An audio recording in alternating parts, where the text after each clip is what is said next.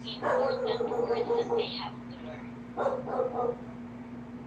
And actually with um, reading, before they can decode, like at, those are what we call CBC. Those who are teaching reading here, especially from the learning place, I know you have a way to teach reading.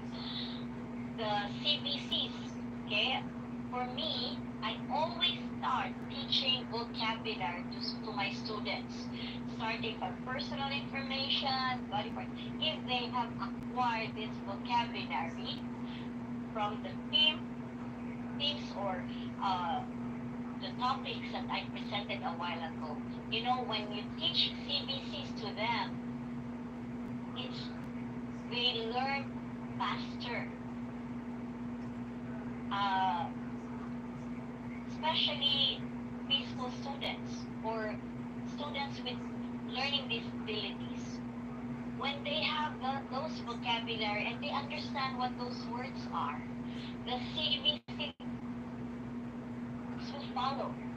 Because when you present them CAT, cat, what comes to their mind is the animal. They don't learn how just to decode or to spell, but they will be able to understand that word. It's easier to teach them the CBCs, how to decode when they understand, when they have these words and their meanings. So number one, the words. Another group of words that they have to learn are synonyms. Glad, what's the synonym of glad? Happy. Happy. Okay. Actually, when I was, well, this is my time. Okay, we just memorized be glad, sad, grieving, or lonely. Synonyms are memorized. But when I was teaching English, I realized how important synonyms are. You know what? Why? Because when you're writing, especially, there's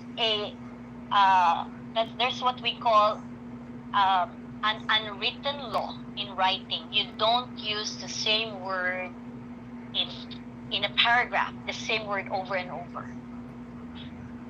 We try to substitute another word. For example, the girl is good. Okay, he plays good soccer, or he plays soccer in a good way. When you use the same word over and over, it doesn't look good in your writing, and it doesn't sound good when you're speaking. That's why it's important that we have synonyms, vocabulary that have the same meaning. And the more synonyms you know, the better you can write paraphrasing. Paraphrasing is changing some words, but not really the message. You just have to change so that it would not be like, like in beauty contest, okay? What is the essence of a woman? The essence of a woman. Usually they just copy the same words. No, I always tell my students, try to use a similar word when you answer questions. And that's the importance of synonyms. How about antonyms? Glad, what's the opposite or the antonym of glad? Sad. Sad, lonely. Pardon? Sad, lonely. Sad. Okay, so it's important that we also know how to change the word into the opposite meaning. I'm not sad, but my friend, on the other hand, is glad. Something like that. So that you have a word to say. Actually, the definition of being fluent in communication or in a particular language. Again, what is the meaning of fluency or being fluent? It's trying to lessen the gaps in your sentence or in your story.